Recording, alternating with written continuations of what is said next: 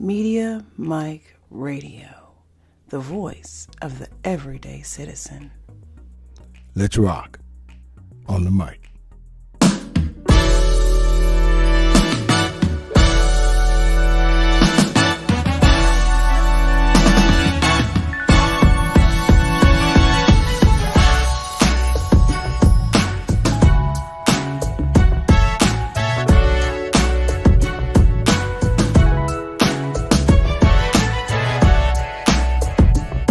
What's up, everybody? And you are listening to the best of the Media Mike Radio Show. I am your host, the Media Mike Speaks, sponsored by New Justice Media, where we are the voice of the everyday citizen. The time is now 26 minutes past the hour here in the Lone Star State. So let's get to this story before it's too late. All right, people. A few of my subscribers have been on me about this new Trump segregation executive order.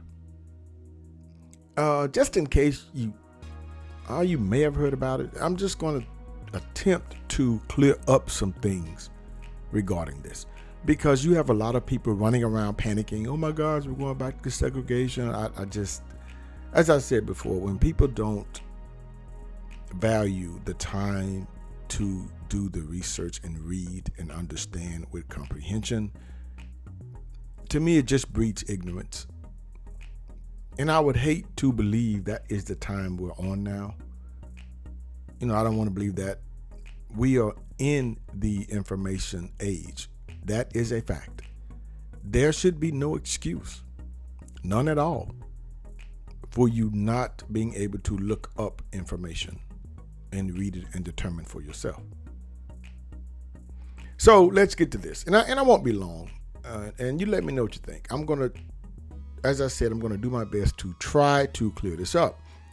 So after a recent change by the Trump administration, the federal government no longer prohibits contractors from having segregated restaurants, waiting rooms, and drinking fountains.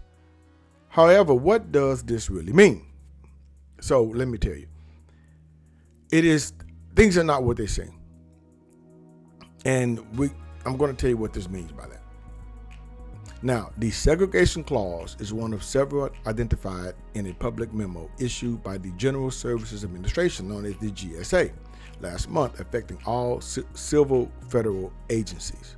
Now, the memo explains that it is making changes prompted by President Trump's executive order on diversity, equity, and inclusion, which repealed an executive order signed by President Lyndon B. Johnson in 1965 regarding federal contractors and non-discrimination. So we'll get to what exactly this really means, because what happens is the minute you hear this, people go race. They think of race because of the old Jim Crow laws. They think of race. Automatic. Now, the memo also addresses Trump's executive order on gender identity. Now, that is the key. While there are still state and federal laws that outlaw segregation and discrimination that companies need to comply with, legal experts say this change to contracts across the federal government is significant. So I want to be clear here. Hopefully you understand something.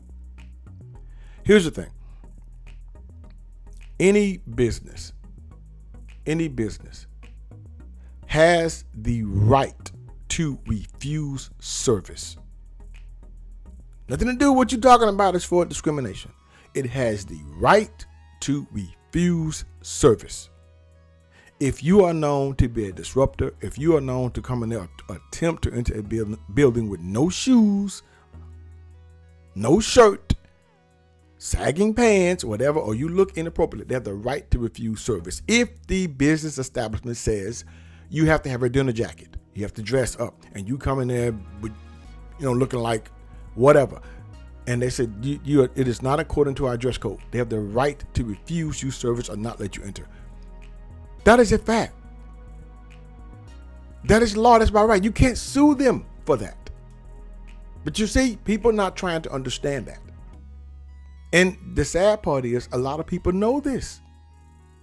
So is that discrimination? What are they going to do? Go run around crying? They won't let me in because I want to go in here barefoot. No, you can't go in here. You can't come in here with no shoes on. We're not going to allow that. Oh, I guess that's discrimination too.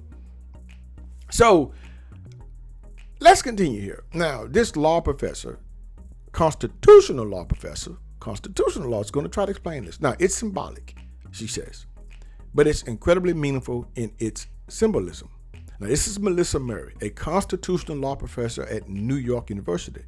She quotes, "These provisions that required federal contractors to adhere to and comply with federal civil rights laws and to maintain integrated rather than segregated workplaces were all part of the federal government's efforts to facilitate the settlement that led to integration in the 1950s and 1960s. Now, for those of you who are too young to remember, so 1954 Brown versus Board of Education, Topeka, Kansas. 1954 outlawed segregation in public schools. Now, bear in mind, this was about 10 years before the Civil Rights Act. So segregation was being dismantled. Integration was coming to the forefront, whether you like it or not. But the Civil Rights Act had its own agenda. So she goes on to say the fact that they are now excluding those provisions from the requirements for federal contractors, I think speaks volumes, unquote. Now, here's the thing. Now let's get down to where this is about. This is what this is about. Now, the current version of the clause, last updated in 2015, defines segregated facilities as work areas, restaurants, drinking fountains, transportation, housing, and more. And it says you can't segregate based on race, color, religion, sexual orientation, gender identity, or national origin. Now, you see here, that's the key. Now, under the old clause, it was race, color, religion, sex, sexual orientation, or national origin. Gender identity was included, and we're going to get to when it was and who included it. Now, several federal agencies, including the Departments of Defense, Commerce, and Homeland Security, have notified staff who oversee federal contracts that they should start instituting these changes. To be clear, all businesses, those that have government contracts and those that do not, still need to follow federal and state laws, including the Civil Rights Act of 1964, which makes segregated facilities illegal. See, so it's not like it's making everything illegal. Everything else under the Civil Rights Act is still there. Now, this goes into effect immediately under this new executive order. Now, one federal worker who works on contracts says they were shocked when they received notice about the FAR changes from their agency. NPR has agreed not to identify the worker because they fear being fired for speaking to the media without authorization. Yeah, you got to look at the policy when you work for somebody. Now, the contract clause deleted from federal regulations last month dated back to the mid-1960s and specifically said entities doing businesses with the government should not have segregated waiting rooms, drinking fountains, or transportation. Now, at the time, this was based on race in the South, of course, because they lost the war. So the Supreme Court allowed them to enact these things called Jim Crow laws. Now, Mr. Powell, a federal regulator, stated, "We are moving at the speed of need to quickly undo the damaging policies of the past administration." See, this is where we're going. Powell wrote. He added the Civil Rights Act of 1964 must still be followed. See, nothing has really changed on that level, and suggested that this clause was duplicative of that law, and removing it was part of an effort by the GSA to streamline the FAR. Now, some of y'all might not know what that means, so let's clear this up. Now, how did this all get started? Now we get down to the nitty-gritty. Cara Saloto, so no, it's Cara Salisloro, I think, an attorney at the Wiley Law Firm in Washington, D.C., which specializes in federal contracts, speculates that the provision was flagged because it was revised, as I said earlier, under the Obama administration to include gender identity. The change was made, she says, to implement an Obama-era executive order, 13672. And that executive order from the Obama administration is one of the ones that President Trump in his second term rescinded, she explains. And so along with Trump's other executive orders about gender identification, I would suspect that is the reason why this one got identified on the list, unquote. Now, the memo does not say to exclude just the gender identity part of the clause. However, it says to exclude the whole thing. So you see, this is where this is about. It's about alphabet, LMNOP, individuals. So I hope this explains it. Now let me break it down in more simpler terms. This mandate executive order only applies to those who want to identify as another gender. Meaning, if you are a man and want to put on a dress and say you're a woman, no sir, you will still have to use the men's restroom. That's what this is about. And vice versa.